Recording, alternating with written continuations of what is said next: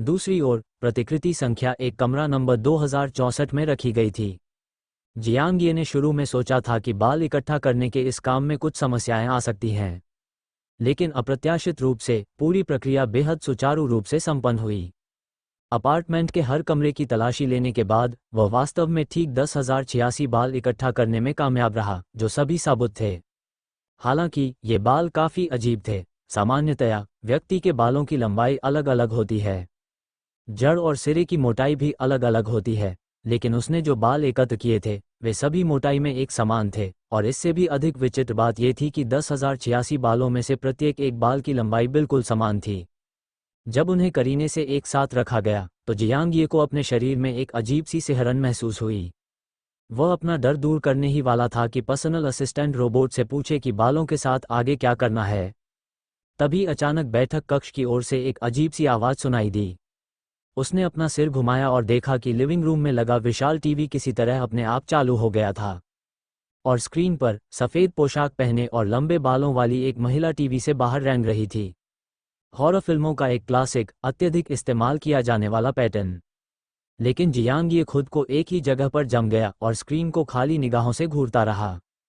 और देखते हुए उसने सादको के टीवी से बाहर निकलने वाले दृश्य में कुछ अजीब बात देखी। यह एक अंतहीन चक्र की तरह था। पहले तो सदाको टीवी से बाहर रेंगकर निकली, फिर दृश्य बदल गया, जिससे पता चला कि टीवी के बाहर की दुनिया वास्तव में सिर्फ एक और टीवी स्क्रीन थी। इसलिए सदाको रेंगती हुई बाहर निकलने लगी, लेकिन जब वह दोबारा बाहर निकली तो वह अभी भी एक और टीवी स्क्रीन के अंदर ही थी। वह लगातार रेंगती रही, बार बार। जियांग ये को ये याद ही नहीं रहा कि उसने कितने टीवी स्क्रीन तोड़ दिए थे। बार बार वही दृश्य देखते देखते वह सुन्न होने लगा था। अचानक उसकी रीढ़ की हड्डी में सिहरन दौड़ गई। टीवी से भागने के इस नए संस्करण में कुछ अलग सा महसूस हो रहा था। अरे बाप रे, इंतज़ार, ये लिविंग रूम में लगा विशाल स्क्रीन वाला टीवी आखिर खराब क्यों है? और यह सफ़ेद वस्त्रधारी सदाको, वो सचमुच टीवी से बाहर रेंग कर निकली। जियांग ये मानो किसी बंधनकारी मंत्र से ग्रसित होकर अपनी जगह पर जम गया, 1 इंच भी हिलने में असमर्थ। इसी बीच सफ़ेद कपड़े पहनी महिला 120 डिग्री के कोण पर झुकी हुई थी। उसके लंबे सीधे काले बाल उसके चेहरे को ढके हुए थे। इस कोण से उसे जियांग ये या अपने आसपास का दृश्य दिखाई नहीं देना चाहिए था। उसने बस कुछ अभ्यासित कदम आगे बढ़ाए, फिर एक ज़ोंबी की तरह उसने अपनी नुकीली उंगलियों को फैलाया और हवा में खरोंचने लगी। वह क्या पकड़ने की कोशिश कर रही थी ये स्पष्ट नहीं था, लेकिन जियांग ये के नज़रिए से ऐसा लग रहा था मानो वह इस टीवी की दुनिया को ही तहस नहस करने की कोशिश कर रही हो। जियांग ये ने अपनी सांस रोक ली, यहाँ तक कि एक भी आवाज़ निकालने की हिम्मत नहीं की। उसने सोचा कि काफ़ी खरोंचने के बाद ये प्रेत जैसी आकृति शायद गायब हो जाएगी, मानो वह कभी वहाँ थी ही नहीं। लेकिन काफ़ी देर तक हवा में हाथ पैर मारने के बाद वह अचानक रुक गई। फिर धीरे धीरे उसने अपनी पीठ को उस भयावह 120 डिग्री के झुकाव से सीधा किया। उसके लंबे काले बाल उसके कंधों पर पीछे की ओर लहरा रहे थे। एक ऐसा चेहरा जो सफ़ेद मुखौटे से ढका हुआ था। एकमात्र दिखाई देने वाली विशेषता एक अकेली फीनिक्स की आंख थी, जिसका बाहरी कोना खूबसूरती से फैला हुआ था। उसने अपार्टमेंट का जायजा लिया, फिर तीखी डरावनी आवाज़ में बोली, मैं वापस आ गया हूँ। जियांग ये अभी भी हिलने की हिम्मत नहीं कर रहा था, जब तक पर्सनल असिस्टेंट रोबोट ने उसे इस तरह संबोधित नहीं किया। मालिक, सफ़ेद कपड़े पहनी महिला ने रोबोट को नज़रअंदाज कर दिया और सीधे जियांग ये की ओर अपनी निगाहें घुमा लीं। क्या आप वही सफाई सेवा हैं जिसकी मैंने रिक्वेस्ट की थी? जियांग ये ने कड़े स्वर में सिर हिलाया। हाँ, सफ़ेद कपड़े पहनी महिला ने फिर पूछा, बालों की सफाई कैसी चल रही है? जियांग ये को समझ नहीं आ रहा था कि कैसे जवाब दें, लेकिन शुक्र है कि पर्सनल असिस्टेंट रोबोट ने उनकी ओर से जवाब दे दिया। सारे बाल इकट्ठा करके पानी में भिगो दिए गए हैं। सफ़ेद कपड़े पहनी महिला ने बालों से भरे कांच के टैंक पर एक नज़र डाली। एक ही नज़र में उसने मात्रा की पुष्टि कर दी, फिर जियांग ये की प्रशंसा करते हुए कहा, बुरा नहीं है। उन्होंने आगे निर्देश देते हुए कहा, इसके बाद इनमें हेयर केयर ऑयल लगाएं और फिर इन्हें सुखा लें। ये सुनकर जियांग ये ने राहत की एक छोटी सी सांस ली, लेकिन इससे पहले कि वह पूरी तरह से आराम कर पाता, सफ़ेद कपड़े पहनी महिला ने अचानक अपना सिर उठाकर छत की ओर देखा। फिर उसने आगे कहा, सूरज निकल आया है और आज मौसम सुहाना लग रहा है। इन्हें धूप में सुखाने के लिए छत पर ले जाओ। क्या छत? धूप? अचानक जियांग ये के मन में एक अनहोनी का डर घर कर गया। वह हिचकिचाया, फिर सावधानी से पूछा, माफ कीजिए, लेकिन छत कहाँ है? बेशक, अपार्टमेंट की छत पर। तुम्हें नहीं पता? सफ़ेद कपड़े पहनी महिला ने ऐसे जवाब दिया मानो ये बात बिल्कुल स्पष्ट हो। जियांग ये का पेट खराब हो गया। उसने बातचीत करने की कोशिश की, लेकिन अपार्टमेंट के नियमों के अनुसार मैं लिफ्ट से केवल 20वीं मंजिल तक ही जा सकता हूँ। मेरे पास छत पर जाने की योग्यता नहीं है। लेकिन सफ़ेद कपड़े पहनी महिला ने उतनी ही सहजता से जवाब दिया, कोई बात नहीं, आपको लिफ्ट की ज़रूरत नहीं है, मेरे पास आपको सीधे छत पर ले जाने का एक तरीका है। जियांग ये रुका। वह गाली देना चाहता था, धत तेरे की, आखिर छत पर ही क्यों? ऊपर कौन या क्या इंतजार कर रहा है? इससे भी महत्वपूर्ण बात यह है कि वह पहले भी पैकेज खोल चुका था। इसका मतलब ये था कि अपने अपार्टमेंट के कमरे से बाहर कदम रखना उसके लिए किसी भी समय राक्षसों द्वारा शिकार किए जाने का खतरा पैदा कर सकता था। तो फिर जोखिम और अवसर अक्सर साथ साथ चलते हैं। किसी अन्य खिलाड़ी को छत तक पहुंच नहीं थी। अगर वह सबसे पहले ऊपर जाता है तो शायद उसे कुछ मूल्यवान चीज मिल जाए। बेशक, अगर उसके पास प्रतिकृति बनाने की क्षमता न होती तो जियांग ये कभी भी ऐसा जोखिम नहीं उठाता। और फिलहाल सफ़ेद कपड़े पहनी महिला उसे मना करने का कोई मौका देती हुई प्रतीत नहीं हो रही थी। कुछ देर सोचने के बाद जियांग ये ने सावधानी से पूछा, छत पर जाने से पहले क्या मैं वापस जाकर कुछ तैयारियां कर सकता हूं? सफ़ेद वस्त्र पहने महिला, जिसका चेहरा अभी भी सफ़ेद मुखौटे के नीचे छिपा हुआ था, ने कोई भाव प्रकट नहीं किया। लेकिन उनके व्यक्तित्व की आभा ठंडी और प्रभावशाली दोनों थी। जियांग ये को लगा कि वह मना कर देगी। अप्रत्याशित रूप से कुछ क्षण विचार करने के बाद वह सहमत हो गई। मैं आपको 10 मिनट का समय दूंगा। अगर आप उस समय से अधिक समय लेते हैं तो मैं एक खराब समीक्षा लिखूंगा। बेशक, अगर आप बिल्कुल भी वापस नहीं आते हैं तो ये सफाई का काम व्यर्थ हो जाएगा। आपको न केवल भुगतान नहीं मिलेगा बल्कि आपको अतिरिक्त जुर्माना भी देना होगा। जियांग ये ने सिर हिलाया, मैं 10 मिनट में वापस आ जाऊंगा। ये तय हो जाने के बाद रेप्लिका नंबर 1 अपार्टमेंट 2064 से निकल गई। इस बात से चिंतित कि गलियारे में थोड़ी सी दूरी तय करने पर भी राक्षस उसका पीछा कर सकते हैं, वह मुश्किल से ही बाहर निकला और तुरंत अपनी स्पेशियल रिंग से एक कांस्य खजाने का संदूक निकाला और उसे वहीं खोल दिया। लकी लैंटर्न अभी भी उसके पास था, तो शायद, बस शायद, ये संदूक खजाना साबित हो। हालांकि जब कांस्य खजाने का संदूक खोला गया तो उसके अंदर केवल सफ़ेद कागज़ की एक खाली शीट थी। ये पूरी तरह से खाली था, कोई पैटर्न नहीं, कोई टेक्स्ट नहीं, बस एक चिकनी, चमकदार सतह जो कुछ हद तक तेल की परत जैसी महसूस होती थी। जियांग ये निराश नहीं हुआ। उसने सीधे अपने निजी सहायक रोबोट लिटिल बिंग को बुलाया और कागज़ पर जासूसी का प्रयोग किया। कुछ ही क्षण बाद लिटिल बिंग की स्क्रीन पर आइटम का विवरण प्रदर्शित हुआ। कौशल स्क्रॉल, कांस्य स्तर। इसे खोलने पर उपयोगकर्ता की क्षमता श्रेणी से अधिक न होने वाला कौशल प्राप्त होने की उच्च संभावना है, लेकिन कुछ भी प्राप्त न होने की थोड़ी संभावना भी है। अरे वाह, कौशल सीखने वाला स्क्रॉल, ये तो कमाल की खोज है। आखिरकार, उपकरण और वस्तुएं तो केवल बाहरी साधन मात्र थीं, लेकिन गुण, क्षमताएं और कौशल ऐसी चीजें थीं जो वास्तव में व्यक्ति की अपनी होती थीं। हालांकि डेटा पैनल पर आंकड़ों को बढ़ाने से युद्ध शक्ति में वृद्धि होती थी, जो मैचमेकिंग मोड में कोई फायदा नहीं था, लेकिन डूम्सडे अपार्टमेंट में जीवित रहना केवल द्वंद्वयुद्ध के बारे में नहीं था। सच्ची ताकत ही जीवित रहने की कुंजी थी। इसलिए जियांग ये इस स्किल स्क्रॉल से बहुत संतुष्ट था। उसने तो लकी लैंटर्न के सक्रिय रहते हुए ही इसका तुरंत इस्तेमाल करने पर भी विचार किया था। लेकिन दोबारा सोचने पर, किसी व्यक्ति की एबिलिटी रैंक जितनी ऊंची होगी, ये स्किल स्क्रॉल उतना ही बेहतर होगा। चूंकि प्राप्त कौशल उपयोगकर्ता की क्षमता रैंक से अधिक नहीं होगा, इसलिए सी टियर प्रतिकृति पर इसका उपयोग करना उसके एक्स टियर मुख्य शरीर पर इसका उपयोग करने की तुलना में कहीं कम मूल्यवान था। कौन जाने, शायद उसे इससे एसएसएस स्तरीय कौशल भी मिल जाए। दरअसल, रुकिए, यह शायद सिर्फ एक ख्वाब था। उत्पाद के विवरण में स्पष्ट रूप से कोई सीमा नहीं बताई गई थी, लेकिन बोल्ड, ब्रॉन्ज टियर लेबल को नज़रअंदाज करना मुश्किल था। यदि कांस्य स्तर का स्क्रॉल एसएसएस स्तर का कौशल प्रदान कर सकता है, तो भविष्य में आने वाले रजत और स्वर्ण स्तर के स्क्रॉल के बारे में इसका क्या अर्थ होगा? इसलिए पूरी संभावना है कि इस स्क्रॉल से प्राप्त कौशल बहुत उच्च स्तर के नहीं होंगे। जियांग ये स्क्रॉल को पकड़े हुए और साथ ही ग्रुप चैट चेक करते हुए अपार्टमेंट 2025 की ओर बढ़ता रहा। और तभी उसने गौर किया, चैट में फिर से हलचल मच गई। इस बार इसका संबंध रहस्यमय गंजे आदमी या यांग वेंचाओ की टीम के स्तर में सुधार से नहीं था। समस्या रैंकिंग बोर्ड में थी। अरे बाप रे, दोस्तों, रैंकिंग बोर्ड देखो, 2 लोग अचानक पहले और दूसरे स्थान पर आ गए हैं, और यांग वेंचाओ तीसरे स्थान पर खिसक गए हैं। ये क्या, मुझे भी दिख रहा है, 2 लेवल 3 के खिलाड़ी। ये सब क्या हो रहा है? अचानक 2 लोग बिना किसी कारण के लेवल 3 पर कैसे पहुंच गए?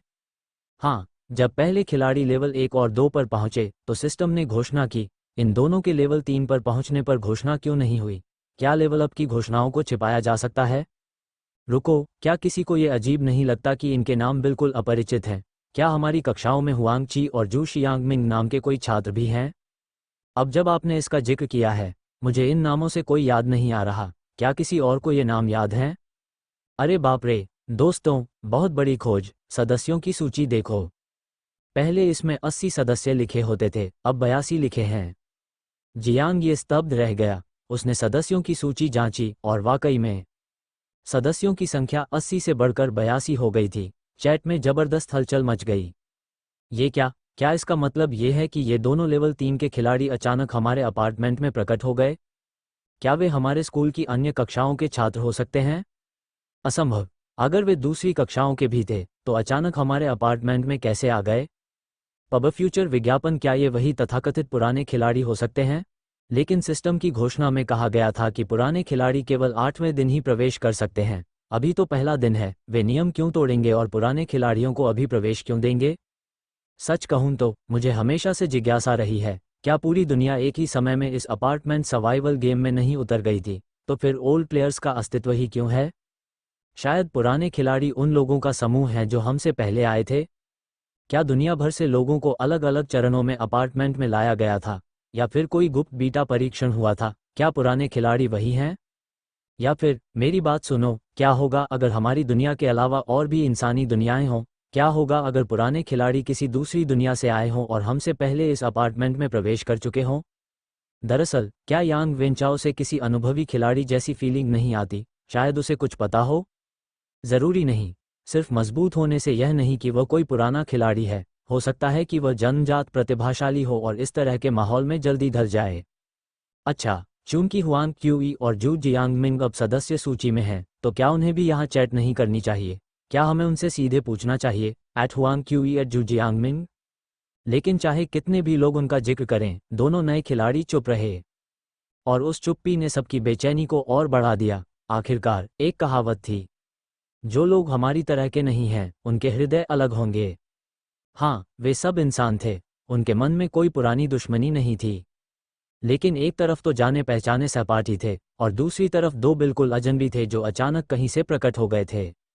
भय और शत्रुता सहज प्रतिक्रियाएं थीं। उनके अचानक आगमन से जियांगिए को भी बेचैनी का एहसास हुआ। सौभाग्यवश, अपार्टमेंट 2025 तक उनकी वापसी की यात्रा बिना किसी घटना के संपन्न हुई। हालांकि, अन्यत्र, रेप्लिका नंबर 2 के मैच में कुछ दिक्कतें आ गई थीं। अपने तीसरे यादृच्छिक द्वंद्व युद्ध में, उनका प्रतिद्वंद्वी एक युवक था जिसने पूरी तरह से काले रंग का चोला पहना हुआ था और एक काला मुखौटा लगा रखा था। पहले तो वह इतने अच्छे से ढका हुआ था कि उसका लिंग भी स्पष्ट नहीं था। जियांग ये को अपने पुरुष होने का एहसास तभी हुआ जब लड़ाई शुरू हुई। क्योंकि जैसे ही मैच शुरू हुआ, काले वस्त्र पहने युवक ने आलस्यपूर्वक उसे एक लंबी और थकाऊ लड़ाई में उलझा दिया। उनके रवैये से लड़ाई खत्म करने की कोई जल्दी नहीं दिखी। उन्होंने तो बातचीत शुरू करने की पहल भी की। यह आपके लगातार 3 या 5 जीत वाले रैंडम मुकाबलों में से एक होना चाहिए, है ना? जियांग ये का दिल बैठ गया। उसकी स्थिति पल भर में ही स्पष्ट हो गई थी। लेकिन युद्ध में वह लापरवाही नहीं बरत सकता था, इसलिए उसने कोई जवाब नहीं दिया। बेशक, उसने अभी तक एब्सोल्यूट फोकस या कॉम्बैट स्टांस को भी सक्रिय नहीं किया था। काले वस्त्रधारी प्रतिद्वंद्वी भी पूरी ताकत से नहीं लड़ रहा था, वो अभी भी आसानी से लड़ रहा था। जब वे एक दूसरे पर वार कर रहे थे, उसने सहजता से समझाया, इस ड्यूल रूम में एक छिपा हुआ मैकेनिज्म है जिसे विन स्ट्रीक ब्लॉकर्स कहा जाता है।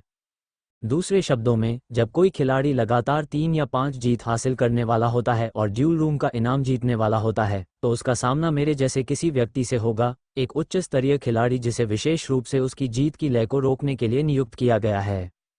बेशक, आप मुझे एक अनुभवी खिलाड़ी के रूप में भी देख सकते हैं। मैं आपको बहुत स्पष्ट रूप से बता सकता हूं, अगर हम सामान्य तरीके से लड़ते हैं, तो आपके पास यह मैच जीतने का कोई मौका नहीं है। जियांग ये का पेट अंदर तक हिल गया। बिल्कुल नहीं।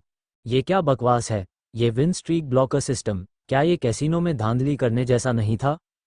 उन्होंने जीत की लकीर के लिए पुरस्कार तो निर्धारित किए, लेकिन खिलाड़ियों को उन्हें प्राप्त करने से ही रोक दिया।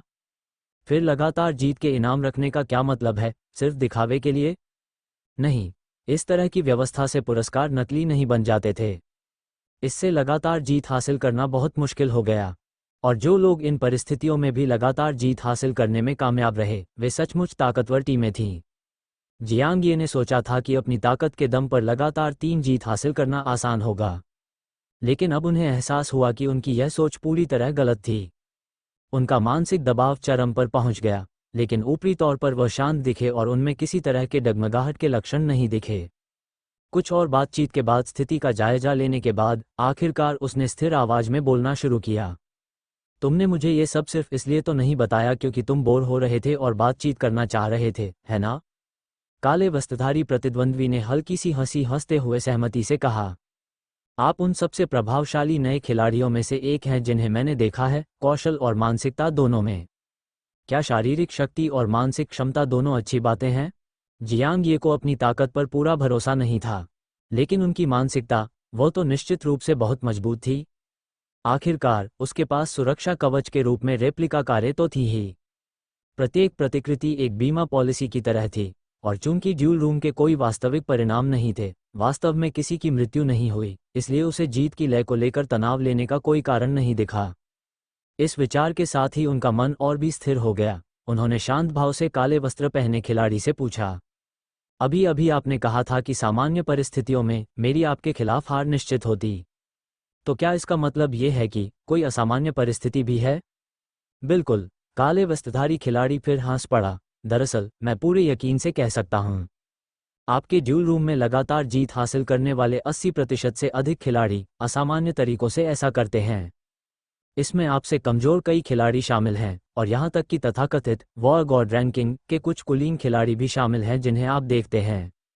उनमें से अधिकांश ने गैर मानक तरीकों से अपनी लगातार जीत का सिलसिला हासिल किया। जियांग ये का दिल एक पल के लिए धड़कना भूल गया। तो लगभग कोई भी खिलाड़ी सिर्फ कौशल के दम पर नहीं जीत रहा था? क्या वॉर गॉड रैंकिंग के खिलाड़ी भी अपवाद नहीं थे? फिर जो लोग स्वाभाविक रूप से जीतने में कामयाब हुए, वे ही नवागंतुकों में सच्चे अभिजात वर्ग होंगे।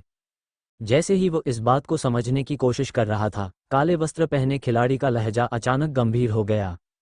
लेकिन ये भी सच है कि हर कोई इन गैर मानक तरीकों से लाभ उठाने के योग्य नहीं है। अब मुझे आपसे पूछने दीजिए, क्या आपको 20वीं मंजिल से ऊपर किसी भी अपार्टमेंट की मंजिल पर कोई रहस्यमय काली परछाई दिखाई दी है? जैसे ही ये शब्द उसके मुंह से निकले, जियांग ये की आंखों में एक झिलमिलाहट सी आई, और उस संक्षिप्त प्रतिक्रिया से ही काले वस्त्र पहने खिलाड़ी को अपना जवाब मिल गया प्रतीत हुआ। उनकी सख्त आवाज थोड़ी नरम पड़ गई और उन्होंने एक समझदारी भरी हंसी हंस दी। लगता है तुम्हारे बारे में मेरी सोच गलत नहीं थी, तुम भाग्यशाली हो। भाग्यशाली? अगर उस काली परछाई का सामना होना सौभाग्य की बात मानी जाए तो शायद ये लकी लैंटन की वजह से हुआ था, और जियांग ये को अभी अभी इसका एहसास हुआ था। लेकिन उस भयानक काली छाया ने उसे कुछ दिया था। जैसे ही जियांग ये उस घटना को याद कर रहा था, काले वस्त्रधारी खिलाड़ी ने फिर से बोलना शुरू किया। चूंकि आप काली परछाई से मिल चुके हैं, इसका मतलब है कि आपको एक सर्वाइवल जेड टोकन भी मिलना चाहिए था, है ना? जियांग ये ने सिर हिलाया। आपका मतलब उस टोकन से है जो किसी के मारे जाने पर स्वचालित रूप से सर्वाइवल पॉइंट्स जमा कर लेता है? काले वस्त्र पहने खिलाड़ी ने मुस्कुराते हुए कहा, बिल्कुल सही, यही है सर्वाइवल जेड टोकन। ये सुनकर जियांग ये को अचानक सब कुछ समझ आ गया। काले वस्त्र पहने खिलाड़ी जिस असामान्य तरीके का जिक्र कर रहे थे, वो संभवतः मैच फिक्सिंग थी। वो मैच हारने की पेशकश कर रहा था, जिससे जियांग ये को अपनी महत्वपूर्ण तीसरी जीत हासिल करने का मौका मिल जाता। लेकिन इसके बदले में जियांग ये को उसे मुआवजे के तौर पर कुछ राशि देनी होगी। दूसरे शब्दों में, जीत की लगातार श्रृंखला एक ऐसी वस्तु थी जिसे खरीदा जा सकता था। ये जानकर जियांग ये को बेहद राहत महसूस हुई। जब उस काली परछाई ने उसे सर्वाइवल जेड टोकन दिया था, तो उसने लगभग इसे अस्वीकार कर दिया था, सिर्फ इसलिए कि उसे लगा था कि एक सर्वाइवल पॉइंट की कीमत केवल 100,000 है। अब पीछे मुड़कर देखता हूं तो शुक्र है कि उसने इसे ठुकराया नहीं था। लेकिन कुछ तो गड़बड़ लग रही थी। क्या वह काली परछाई सचमुच उसे मुफ्त में कोई वस्तु दे देगी और वह तुरंत उसे जीत की श्रृंखला के बदले में दे देगा? इसमें कोई न कोई पेंच जरूर होगा। पैकेज खोलने और राक्षसों द्वारा पीछा किए जाने के अनुभव से सबक सीखने के बाद जियांग ये अधिक सतर्क हो गया था। इसलिए उन्होंने सीधे पूछा, वो काली परछाई, आखिर वो क्या है? अगर मैं तुम्हें सर्वाइवल Z टोकन दे दूं, तो क्या वो मुझसे बदला लेने आएगी? मुझे सर्वाइवल Z टोकन दोगे? काले वस्त्र पहने खिलाड़ी ने हल्के से हंसते हुए कहा। नहीं, नहीं, मुझे टोकन नहीं चाहिए। जियांग ये को तुरंत अपनी गलती का एहसास हो गया। काले वस्त्र पहने खिलाड़ी को सर्वाइवल Z टोकन नहीं चाहिए था। उसे तो बस उसमें जमा सर्वाइवल पॉइंट्स चाहिए थे।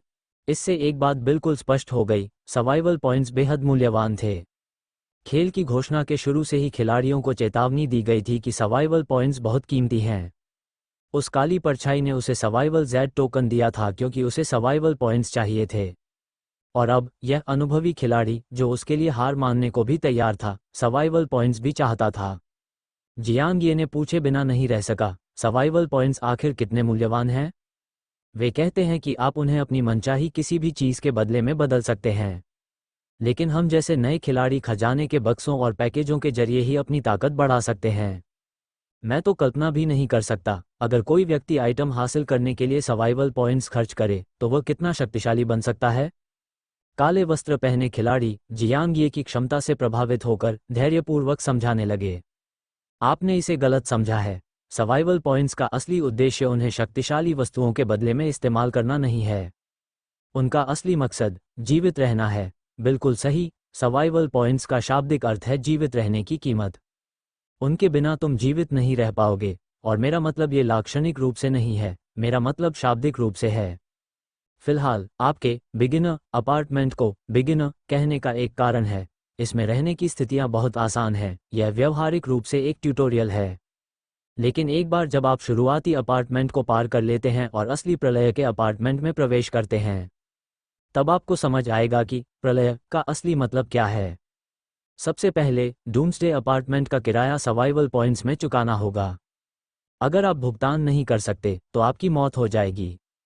दूसरा, प्रत्येक खिलाड़ी को प्रतिदिन आधी रात को एक सर्वाइवल पॉइंट का नुकसान होता है। छुट्टियों जैसे विशेष अवसरों पर या जब डूम्सडे अपार्टमेंट किसी घटना की घोषणा करता है, तो सर्वाइवल पॉइंट्स में और भी अधिक कटौती की जाती है। और अगर आपके सर्वाइवल पॉइंट्स कभी नेगेटिव में चले जाएं तो तुम्हें मिटा दिया गया है। संक्षेप में कहें तो सर्वाइवल पॉइंट्स ही आपकी जिंदगी हैं, इनके बिना आपकी मौत हो जाएगी। सर्वाइवल पॉइंट्स का इस्तेमाल करके शक्तिशाली आइटम खरीदने की बात हो रही है। ऐसा तो सिर्फ टॉप के पुराने खिलाड़ी ही कर सकते हैं, नए खिलाड़ियों को तो इसके बारे में सोचना भी नहीं चाहिए। जियांग ये को आखिरकार समझ आ गया, इसीलिए एक सर्वाइवल पॉइंट एक रेप्लिका बनाने के लिए पर्याप्त था। क्योंकि सर्वाइवल पॉइंट्स की कीमत उतनी ही थी, लेकिन तभी उन्हें एक और बात का एहसास हुआ। यदि प्रत्येक खिलाड़ी आधी रात को प्रतिदिन एक सर्वाइवल पॉइंट खो दे, क्या सर्वाइवल पॉइंट की कटौती केवल उसके मुख्य शरीर पर लागू होगी या प्रत्येक प्रतिकृति को भी भुगतान करना होगा? अगर हर रेप्लिका को भुगतान करना पड़े तो फिर उसे अनावश्यक नुकसान से बचने के लिए अनावश्यक प्रतिकृतियों को आपस में मिलाना पड़ेगा। लेकिन अभी इसके बारे में सोचना जल्दबाजी होगी। फिलहाल उसे बस इतना समझने की जरूरत थी कि सर्वाइवल पॉइंट्स बेहद मूल्यवान होते हैं। कुछ देर सोचने के बाद जियांग ये ने सीधे पूछा, तो लगातार 3 जीत के लिए आप कितना शुल्क ले रहे हैं? काले वस्त्र पहने खिलाड़ी ने फिर से ठहाका लगाया। हालांकि यह सिर्फ एक हंसी थी, लेकिन इसमें एक रहस्यमय अंतर्निहित संकेत था। फिर लगभग औपचारिक लहजे में उन्होंने समझाया, जैसा कि मैंने पहले उल्लेख किया था, ड्यूल रूम में जीत की लकीरों को बेचना बेहद आम बात है, और यह एक संरचित व्यवसाय मॉडल में भी विकसित हो गया है। उसने अपने चेहरे पर लगे काले मास्क की ओर इशारा किया। जैसा कि आप देख सकते हैं, ये काला मुखौटा हमारे संगठन का प्रतीक है। ठीक यहीं पर उसने मास्क के ऊपरी दाहिने कोने की ओर इशारा करते हुए कहा, आपको एक तिरछा वी आकार का निशान मिलेगा। मैं आपको ये सब इसलिए बता रहा हूं ताकि आपको पता चले कि हमारा संगठन बहुत बड़ा है, अत्यधिक संरचित है, और हम अलग अलग ग्राहकों के लिए अलग अलग पैकेज पेश करते हैं। उदाहरण के लिए, लगातार 3 जीत हासिल करने की उपलब्धि को अकेले खरीदने की एक ही कीमत होती है। लगातार 5 जीत का पैकेज खरीदना, जिसमें लगातार 3 जीत शामिल हैं, की एक अलग कीमत है। और अगर आप लगातार 10 जीत का पैकेज चाहते हैं, जिसमें 3 और 5 जीत दोनों शामिल हैं, तो ये बिल्कुल अलग बात है। संक्षेप में कहें तो जब तक आप सर्वाइवल पॉइंट्स का भुगतान करने के लिए तैयार हैं, हमारी सेवाएं त्रुटिहीन रहेंगी। इसके अलावा हम अनुबंध आधारित उपकरणों का उपयोग करते हैं, जिससे ये सुनिश्चित होता है कि कोई भी पक्ष समझौते को तोड़ नहीं सकता। हे भगवान, जियांग ये ने शुरू में सोचा था कि वह रैंडम मैचमेकिंग में सिर्फ एक सामान्य तीसरा मैच खेल रहा है। पता चला कि उसका प्रतिद्वंदी दुश्मन नहीं था, बल्कि एक व्यापारी था। उन्होंने मान लिया था कि यह win streak blocker mechanism system द्वारा जनरेट किया गया था। लेकिन अब ऐसा लग रहा था, ये संभवतः पुराने खिलाड़ियों का एक पूरा संगठन था, जो जानबूझकर नए खिलाड़ियों को निशाना बना रहा था ताकि उनकी जीत की लय को तोड़ा जा सके और साथ ही उन्हें जीत बेचने की पेशकश भी की जा सके। ऊपरी तौर पर देखा जाए तो वे सिर्फ जीत की लय बेच रहे थे, लेकिन असल में ये वही लोग थे जिन्होंने जीत की लय हासिल करना इतना मुश्किल बना दिया था। ये लोग दूसरों की हिस्सेदारियां चुराकर उन्हें ही वापस बेच रहे थे। ये पूंजीवाद का सबसे शुद्ध रूप था।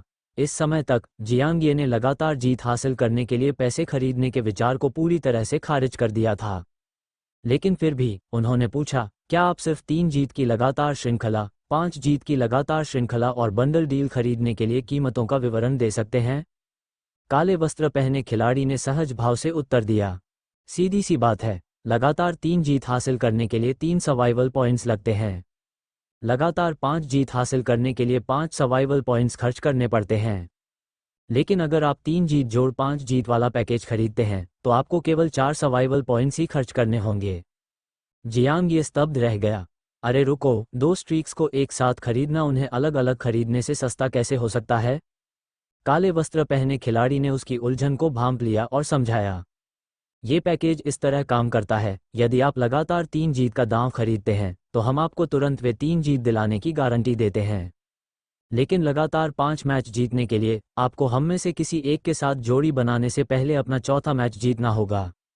अगर आप चौथा मैच हार जाते हैं तो इसकी जिम्मेदारी आपकी होगी। 5 मैचों की लगातार जीत सुनिश्चित करने की जिम्मेदारी अब हमारी नहीं होगी। दूसरे शब्दों में कहें तो ये पैकेज सस्ता है क्योंकि आप जोखिम का कुछ हिस्सा खुद वहन करते हैं। ओह, अब बात समझ में आई।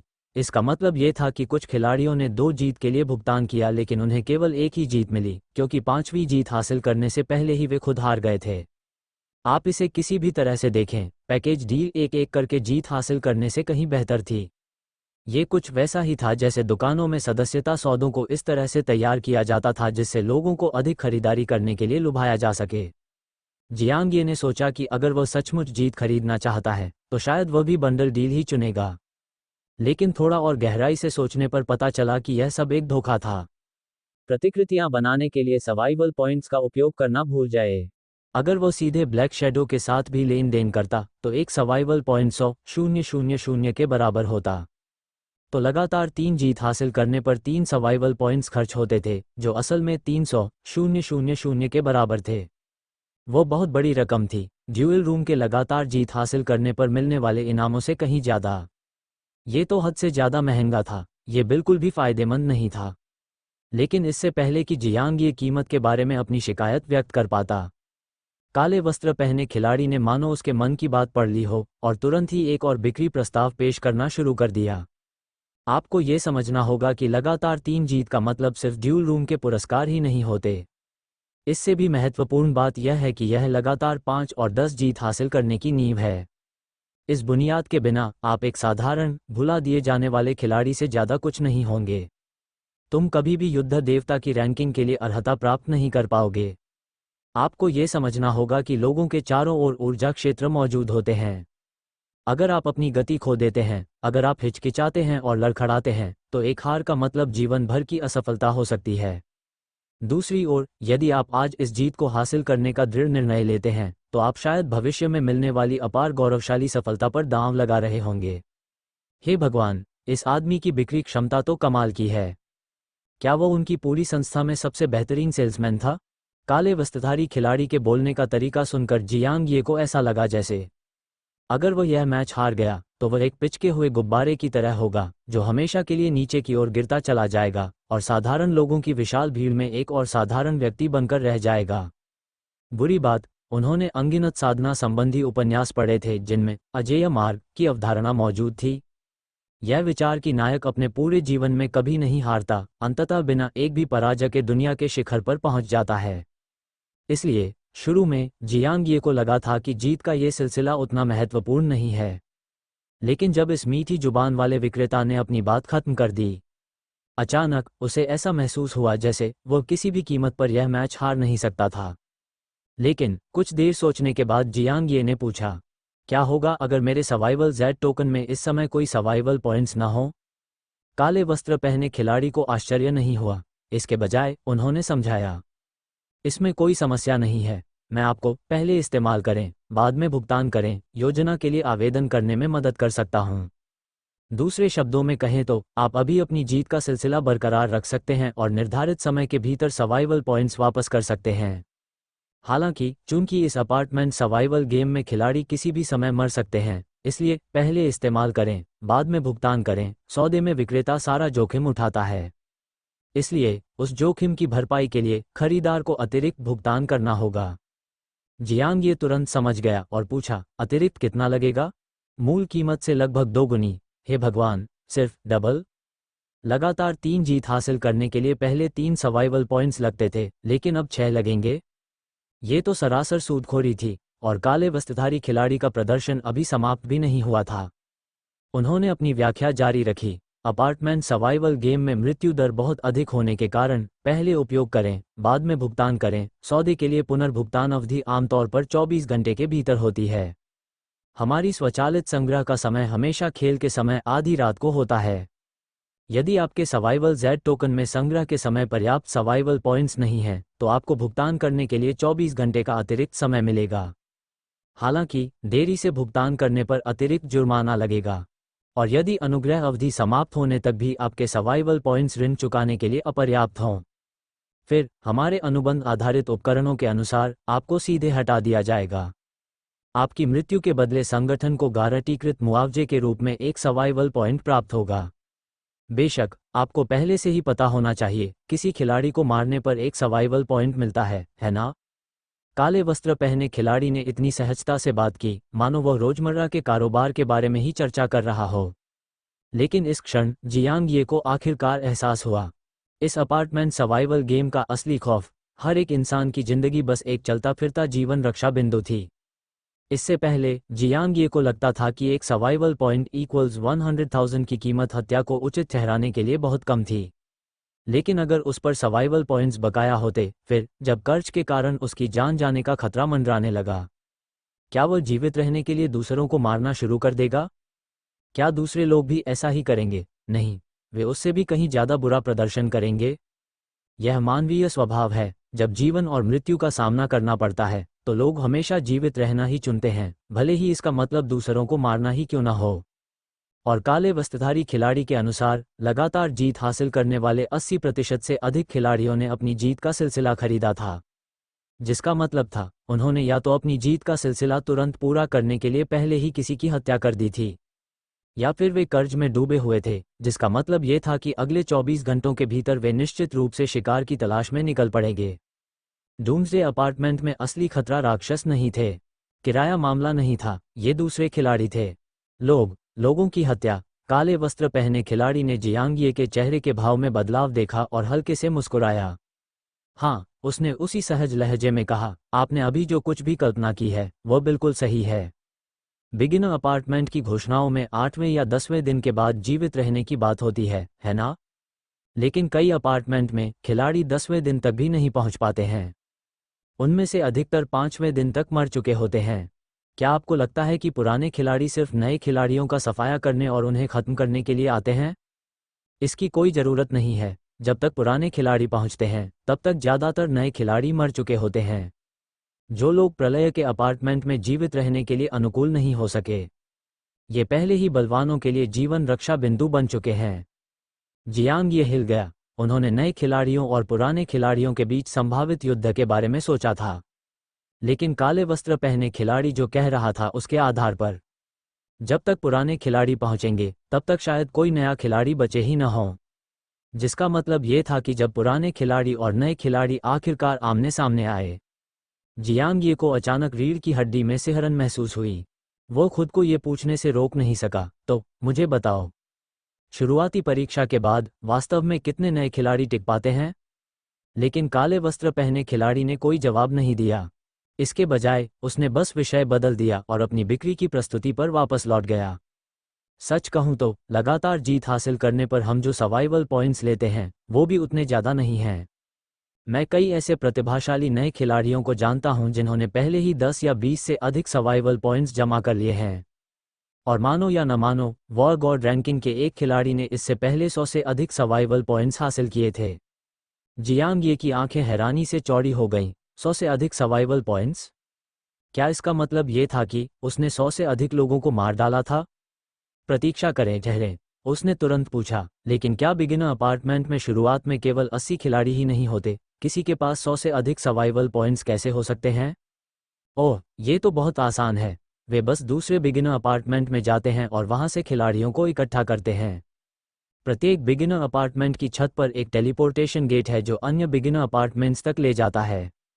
जब तक आप एक सर्वाइवल पॉइंट का भुगतान करते हैं, तब तक आप दूसरे बिगिनर अपार्टमेंट में स्थानांतरित हो सकते हैं। इसीलिए कुछ शुरुआती अपार्टमेंट पुराने खिलाड़ियों के आने तक भी नहीं टिक पाते।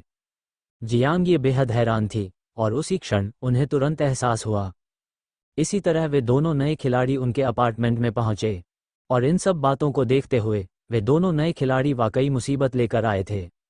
जियांग ये का दिल बेतहाशा धड़कने लगा, लेकिन काले वस्त्र पहने खिलाड़ी हमेशा की तरह शांत और तनाव मुक्त रहे। खैर, मुझे लगता है कि मैंने आपके साथ काफ़ी मुफ्त जानकारी साझा कर दी है। तो भाई, लगातार 10 जीत का पैकेज कैसा रहेगा? सच कहूं तो अधिकांश औसत खिलाड़ी पहले इस्तेमाल करें बाद में भुगतान करें वाले 10 जीत के सिलसिले वाले पैकेज के लिए भी योग्य नहीं होंगे।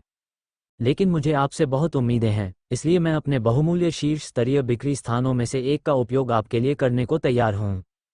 तो आपका क्या कहना है? आप मेरी इस लगातार 10 जीत की लय को नहीं तोड़ेंगे, है ना? जिस तरह से वो बोलता था, ऐसा लग रहा था मानो वो सचमुच मानता हो कि जियांग ये कोई चुना हुआ व्यक्ति है जो बिना किसी असफलता के लगातार 10 जीत हासिल करने के लिए नियत है।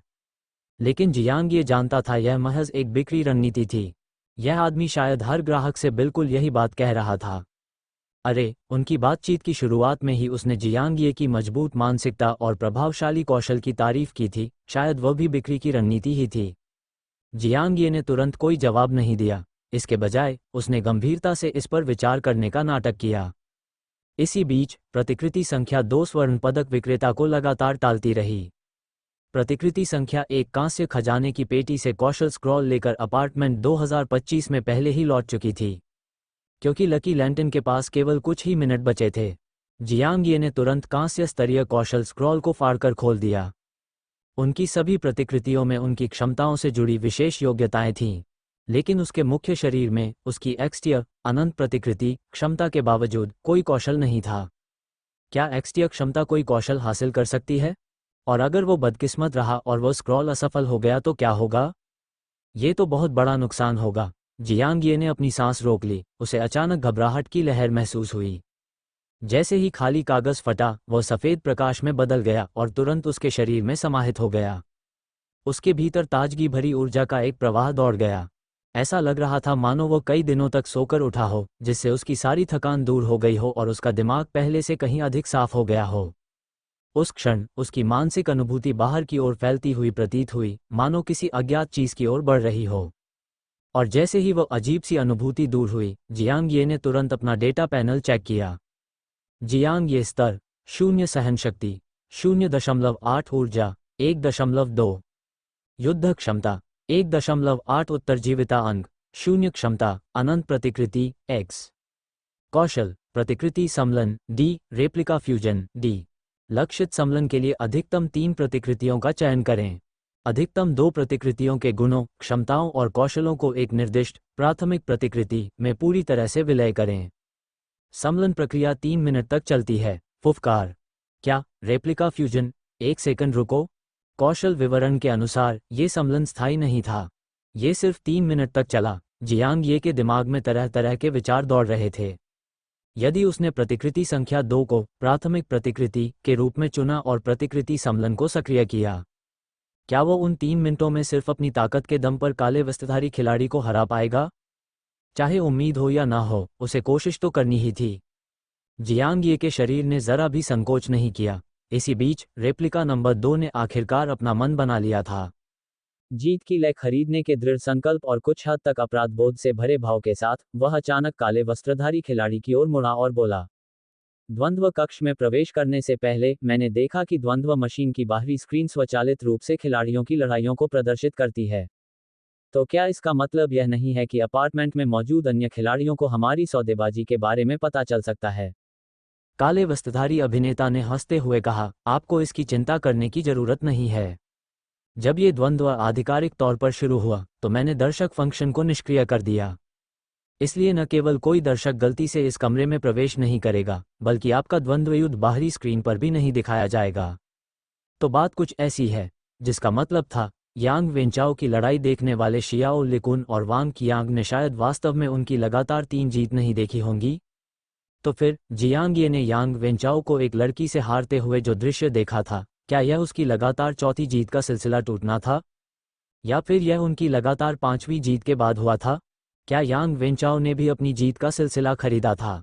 जैसे ही ये विचार उसके दिमाग में दौड़ रहे थे, अपार्टमेंट में मौजूद जियांग ये के मुख्य शरीर ने चैट ग्रुप में नवीनतम संदेश देखे।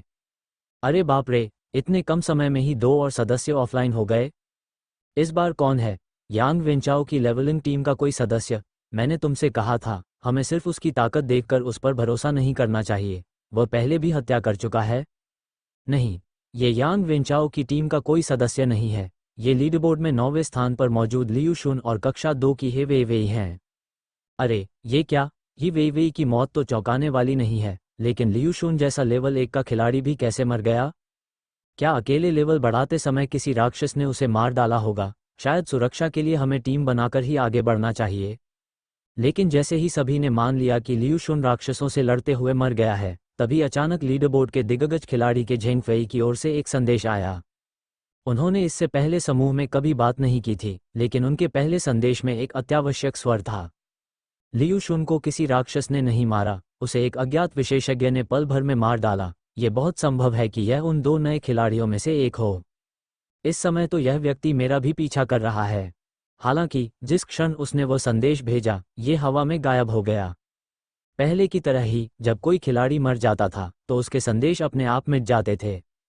पल भर में पूरे चैट समूह को एहसास हुआ कि झेंग फेई का नाम लीडरबोर्ड से गायब हो गया था और सदस्यों की सूची में उसका नाम गायब हो गया था, जिसका मतलब ये था कि यह रहस्यमय शक्ति व्यक्तित्व, जिसे सहपाठी गुप्त रूप से पूछते थे, संदेश भेजने के ठीक उसी क्षण उसकी तत्काल मृत्यु हो गई थी। कुछ क्षणों के लिए चैट समूह में अजीब सी खामोशी छा गई और भय की एक जबरदस्त भावना हवा में फैल गई, जो बिना शब्दों के ही सबके दिलों में घर कर गई। इसी बीच प्रतिकृति संख्या 2 अचानक फिर से काले वस्त्रधारी खिलाड़ी की ओर मुड़ गई। आपने पहले जिक्र किया था कि अनुबंध में कोई ऐसी शर्त है जो हमारे लेन देन की गारंटी देती है। ये सुनकर काले वस्त्रधारी अभिनेता तुरंत समझ गया। एक और सौदा पक्का।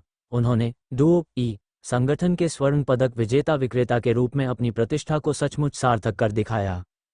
उसी समय वो मन ही मन जियांग ये को नीचा समझते हुए उसका उपहास कर रहा था। एक शीर्ष विक्रेता के रूप में उसकी आम तरकीब ये थी कि वह एक अजेय शक्ति के रूप में व्यवहार करता था और साथ ही साथ आपकी मानसिकता अच्छी है और आप में पर्याप्त ताकत है जैसे वाक्यांशों से अपने लक्ष्य की प्रशंसा करता था।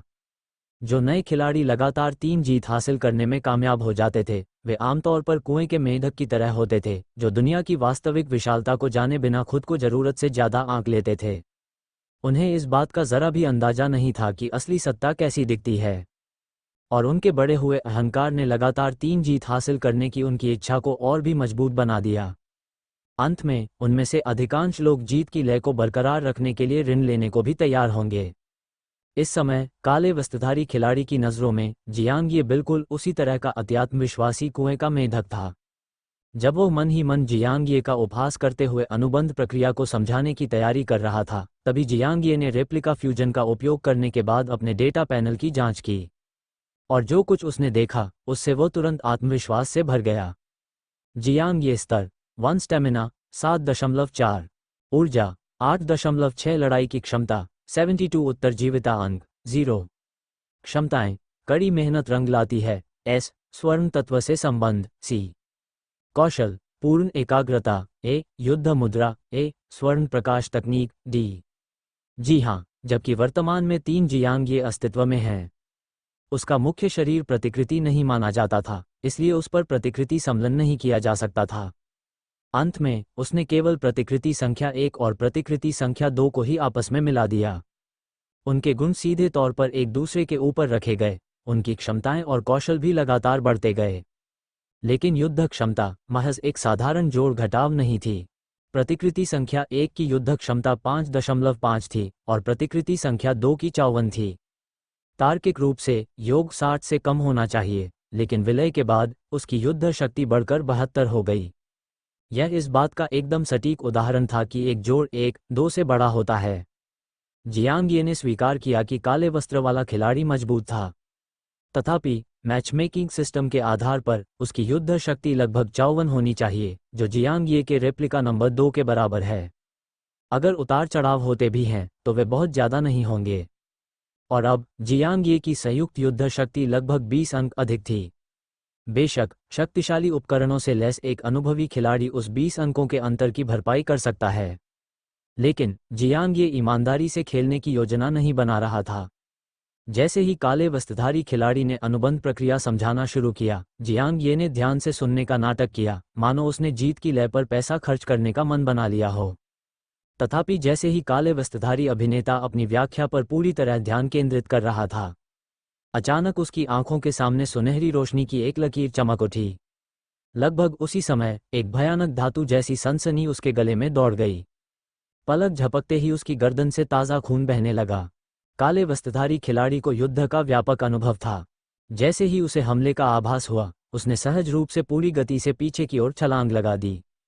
एक हाथ से उसने अपना गला पकड़ रखा था, जबकि उसकी आंखें पूरी तरह अविश्वास से जियांग ये पर टिकी हुई थीं। जियांग ये खुद भी उतना ही हैरान था। उसने एक बार प्रतिकृति संख्या 1 की कमजोर युद्ध शक्ति का उपयोग करने के बावजूद एक ही स्वर्ण प्रकाश तकनीक से डिंग डैंग को पल भर में मार डाला था।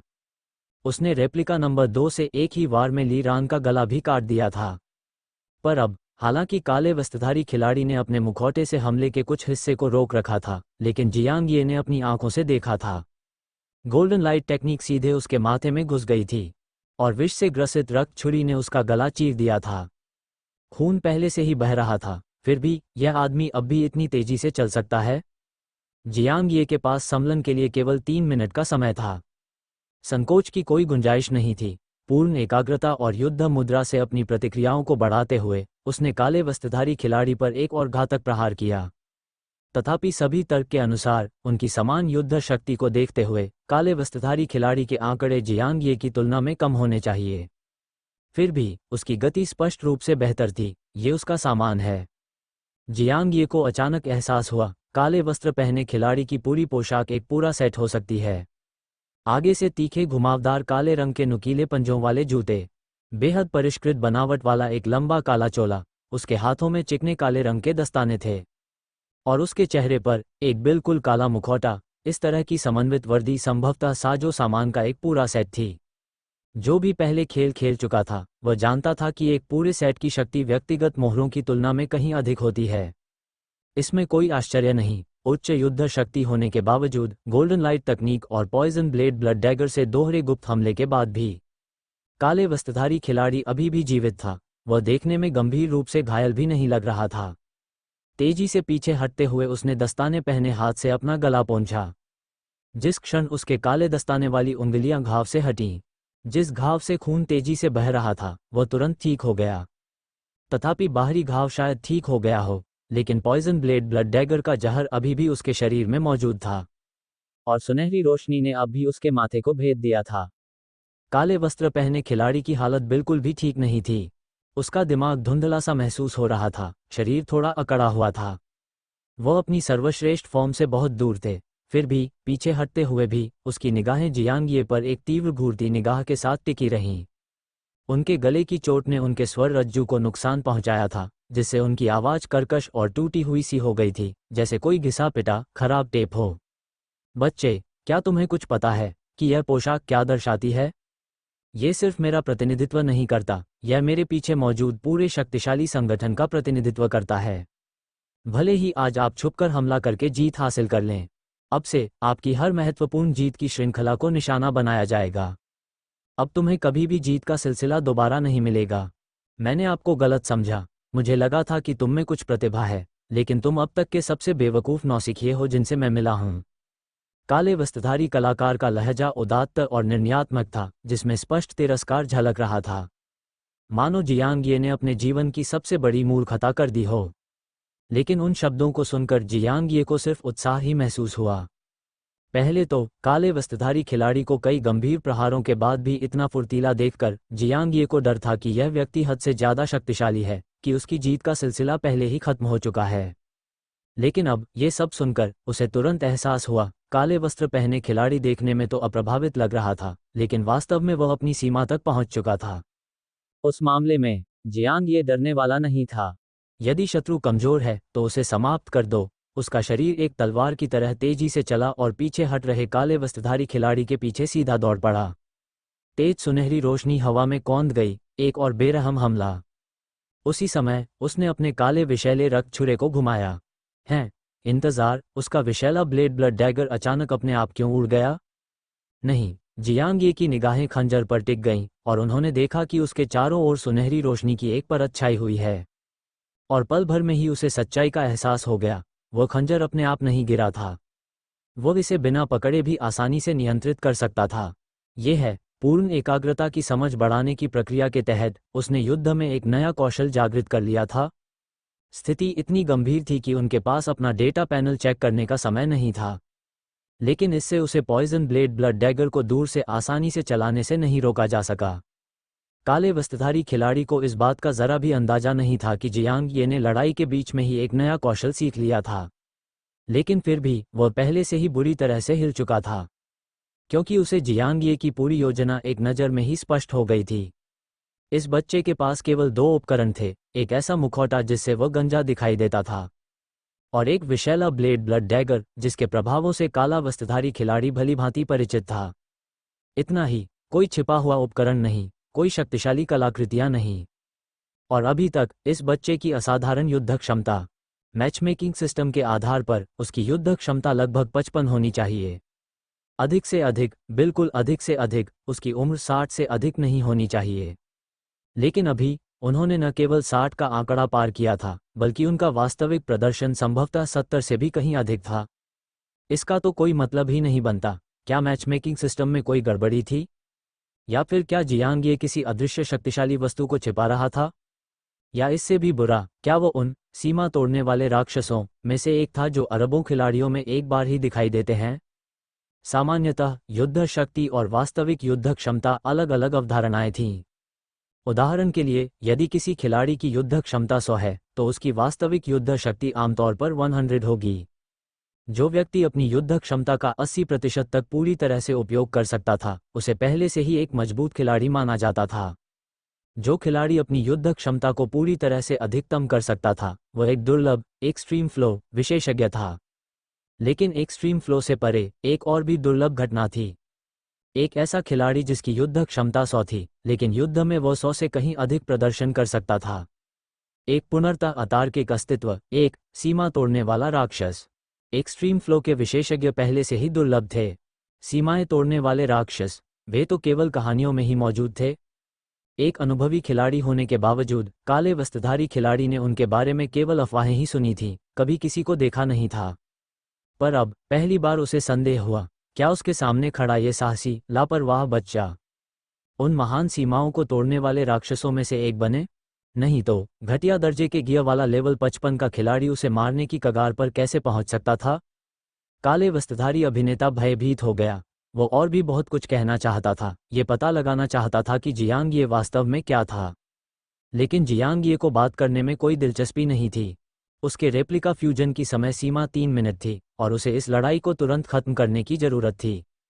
उसका विशैला ब्लेड रक्त छुरी, जिसे अब दूर से नियंत्रित किया जा रहा था, हवा में तेजी से घूम रहा था और काले वस्त्रधारी खिलाड़ी के महत्वपूर्ण अंगों पर अचूक सटीकता से प्रहार कर रहा था। इसी बीच काले वस्त्रधारी खिलाड़ी की चकमा देने की गति धीमी होती जा रही थी। पहले हुए जहरीली हड़ताल का असर दिखने लगा था। ये देखकर जियांग ये ने हमला तेज कर दिया, और तब काले वस्त्रधारी अभिनेता की आकृति अचानक गायब हो गई। अंत में केवल एक खाली चोगा ही बचा था, जो खंजर से हवा में लटका हुआ था। जियांग ये की पुतलियां सिकुड़ गईं, तुरंत पूरी तरह से अलर्ट हो गए। लेकिन पूर्ण एकाग्रता की बदौलत उनकी जागरूकता बेहद तीव्र थी। पलक झपकते ही उसे अपने पीछे हलचल का आभास हुआ। जहर से बनी रक्त छुरी, जो मूल रूप से 2 मीटर आगे तैर रही थी, हवा में ही घूम गई। एक ठंडी चमक कौंधी तेज गति से जियांग ये की पीठ को चीरते हुए। एक काली आकृति फिर से प्रकट हुई, हवा में खून के छींटे उड़ गए। जियांग ये ने तुरंत प्रतिक्रिया दी, वह घूम गया। उसका खंजर वापस उसकी पकड़ में आ गिरा और एक जोरदार प्रहार के साथ उसने उसे सीधे काले वस्त्रधारी अभिनेता के गले में घुसा दिया। तलवार बेरहमी से चमकी, उसका प्रहार बिजली की तरह तेज था। काले वस्त्रधारी अभिनेता की पुतलियां बुरी तरह कांप उठीं, फिर उनकी चमक मंद पड़ गई। 3 पल के भीतर ही उसका शरीर पूरी तरह से विघटित हो गया। उसी क्षण जियांग ये के दिमाग में सूचनाओं की एक श्रृंखला गूंज उठी। डिंग, बधाई हो, आपने यह मुकाबला जीत लिया है, आपको 100 दांव अंक प्राप्त हुए हैं। डिंग, बधाई हो, आपने रैंडम मैचमेकिंग में लगातार 3 जीत हासिल कर ली हैं, कृपया अपना विन स्ट्रीक रिवॉर्ड चुनें। जैसे ही दूसरी सूचना की घंटी बजी, उसकी आंखों के सामने 3 कार्ड दिखाई दिए। जियांग ये अभी भी थोड़ा स्तब्ध था, उसकी सांसें तेज चल रही थीं।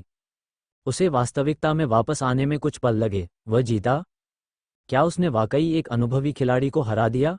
फिर भी इसके बारे में सोचने पर उसकी युद्ध क्षमता काले वस्त्रधारी खिलाड़ी की तुलना में 20 अंक अधिक थी। इसके अलावा उसकी बेईमानी भरी चालों के कारण काले वस्त्रधारी खिलाड़ी कभी भी लड़ाई पर दोबारा नियंत्रण हासिल नहीं कर पाया। जीतना वास्तव में बिल्कुल तर्कसंगत था। जियांग ये ने अपनी उत्तेजना को दबाया और तुरंत अपने सामने रखे 3 कार्डों पर ध्यान केंद्रित किया। प्रत्येक कार्ड पोकर कार्ड के आकार का था, पूरी तरह से काला था और उसमें कोई स्पष्ट अंतर नहीं था। वह लगातार 3 जीत हासिल करने के इनाम के तौर पर केवल एक को ही यादृच्छिक रूप से चुन सकता था। चूंकि यह पूरी तरह से भाग्य पर आधारित था, इसलिए जियांग ये ने अपने दिमाग में एक यादृच्छिक चयन खेल खेला और तीसरे कार्ड पर आकर रुका। पुष्टि हो जाने के बाद तीनों कार्ड एक एक करके पलटने लगे। पहला कार्ड सामने आया, घोषणा कार्ड। यह आपको अपने वर्तमान ड्यूल जोन में एक सार्वजनिक ड्यूल घोषणा पोस्ट करने की अनुमति देता है। तो यही वो बात थी जिसका इस्तेमाल झाओ युडी ने पहले अपनी सार्वजनिक घोषणा करने के लिए किया था। इसके बाद जो दूसरा कार्ड पलटा गया, लेवल अप कार्ड। यदि आपका लेवल 10 से कम है तो आप तुरंत एक लेवल ऊपर चले जाएंगे। यदि आपका लेवल 10 या उससे अधिक है तो ये कार्ड अमान्य है। अरे वाह, सीधा सीधा लेवल अप। इसमें कोई हैरानी की बात नहीं है कि यांग वेंचाओ लेवल 2 पर पहुंचने वाला पहला व्यक्ति था। शायद उसे ये जीत की लय के इनाम के रूप में मिला होगा। अंत में तीसरा कार्ड जिसे जियांग ये ने उठाया था, पलट गया। विशेषाधिकार कार्ड। विशेषाधिकार 1, रैंडम मैचमेकिंग के दौरान आप समान युद्ध क्षमता वाले मैच किए गए खिलाड़ियों के समूह से एक विशिष्ट प्रतिद्वंद्वी का चयन कर सकते हैं। विशेषाधिकार 2, उस चयनित द्वंद्व युद्ध में दांव न्यूनतम राशि पर डिफ़ॉल्ट रूप से नहीं लगेगा। पहले तो जियांग ये को ये ठीक से समझ नहीं आया कि यह प्रिविलेज कार्ड कितना उपयोगी था। उसने सोचा कि यह शायद किसी काम का नहीं होगा, लेकिन थोड़ा सोचने के बाद पता चला कि अगर इस कार्ड का सही इस्तेमाल किया जाए तो ये सोने की खान साबित हो सकता है। विशेषाधिकार 1 को समझना आसान था। सामान्यतः यादृच्छिक मिलान प्रक्रिया पूरी तरह से यादृच्छिक होती थी, लेकिन इस कार्ड की मदद से वह समान युद्ध क्षमता वाले खिलाड़ियों की सूची में से अपने प्रतिद्वंद्वी को चुन सकता था। अकेले में यह विशेषाधिकार उतना अद्भुत नहीं था, क्योंकि मैचमेकिंग को अभी भी युद्ध शक्ति संतुलन प्रणाली का पालन करना था। हालांकि प्रिविलेज 2 के साथ मिलकर यह कार्ड गेम चेंजर साबित हुआ। सामान्यतः द्वंद्व युद्ध में दांव लगाने का नियम कम दांव का नियम है। उदाहरण के लिए, यदि खिलाड़ी A100 सर्वाइवल पॉइंट्स की शर्त लगाता है और खिलाड़ी B900 की शर्त लगाता है, अंतिम शर्त डिफ़ॉल्ट रूप से कम राशि यानी 100 पर तय होगी। लेकिन प्रिविलेज 2 सक्रिय होने पर जियांग ये 100 का दांव लगा सकता था और ऐसे प्रतिद्वंद्वी को चुन सकता था जिसने 10,000 का दांव लगाया हो। अगर वह जीत जाता तो उसे 10,000 मिलते, अगर वह हार भी जाता तो उसे सिर्फ 100 का नुकसान होता। ये प्रिविलेज कार्ड असल में एक उच्च जोखिम वाला, उच्च लाभ वाला चीट कोड था। सामान्यतया अगर वह 100 का दांव लगाता तो उसकी जीत भी 100 ही होती, लेकिन इस कार्ड के साथ वह 100 का दांव लगा सकता था, 10,000 जीत सकता था या फिर 100,000 भी। बेशक इस रणनीति की कुंजी सही प्रतिद्वंद्वी का चयन करना और जीत सुनिश्चित करना था। जब जियांग ये को इस बात का एहसास हो रहा था, तभी प्रिविलेज कार्ड अपने आप उसके हाथ में आ गया। इसके तुरंत बाद अखाड़ा गायब हो गया और उसने खुद को अपनी मूल सीट पर वापस पाया। उसी समय उसका फ्यूजन टाइमर समाप्त हो गया। जियांग ये सोचने पर मजबूर हो गया, स्तरीय क्षमताएं वाकई अविश्वसनीय है। रेप्लिका फ्यूजन केवल डी स्तरीय कौशल था। फिर भी इसका प्रभाव उनकी डी स्तरीय गोल्डन लाइट तकनीक से भी कहीं अधिक जबरदस्त था। रेप्लिका फ्यूजन से मिलने वाली युद्ध शक्ति पहले से ही अविश्वसनीय रूप से मजबूत थी, लेकिन इससे भी महत्वपूर्ण बात यह है कि यह कौशल असल में ड्यूल रूम में एक तरह की धोखाधड़ी थी। सामान्य मैचमेकिंग नियमों के तहत द्वंद्वयुद्ध को युद्ध शक्ति के आधार पर संतुलित किया जाता था, जिससे खिलाड़ियों को उपकरण, कौशल और रणनीति पर निर्भर रहना पड़ता था। लेकिन जियांग ये वह शादी तय होने के बाद भी आपस में जुड़ सकता था। लड़ाई के बीच में ही अपनी युद्ध शक्ति को बढ़ाकर अपने प्रतिद्वंदी को पल भर में कुचल देना। अधिकांश वेब उपन्यासों में नायक आमतौर पर अधिक शक्तिशाली विरोधियों को चुनौती देता है और विपरीत परिस्थितियों के बावजूद जीत हासिल करता है। जियांग ये को वे कहानियां संतोषजनक लगती थीं, पर अब आखिर कोई मुश्किल लड़ाई क्यों लड़ना चाहेगा? कमजोरों पर विजय प्राप्त करना, युद्ध क्षेत्र पर प्रभुत्व स्थापित करना, यही सच्ची संतुष्टि है। यह न केवल अधिक मनोरंजक था, बल्कि अधिक सुरक्षित भी था। अब भले ही उसका मुकाबला किसी कठिन प्रतिद्वंद्वी से हो जाए, उसके पास एक तुरुप का पत्ता था। इसके अलावा कमजोर प्रतिकृतियों को एकल मिशन पर भेजते समय उसके पास एक मजबूत बैकअप योजना थी। कुल मिलाकर वो इस डी स्तरीय क्षमता से बेहद रोमांचित था। सच कहूं तो उसे तो ये भी लगता था कि रेप्लिका फ्यूजन उसकी इस स्तरीय क्षमताओं, एब्सोल्यूट फोकस और कॉम्बैट स्टांस से भी ज्यादा शक्तिशाली है। जैसे ही वह अपनी जीत का आनंद ले रहा था, अचानक उसके दिमाग में एक सूचना गूंज उठी।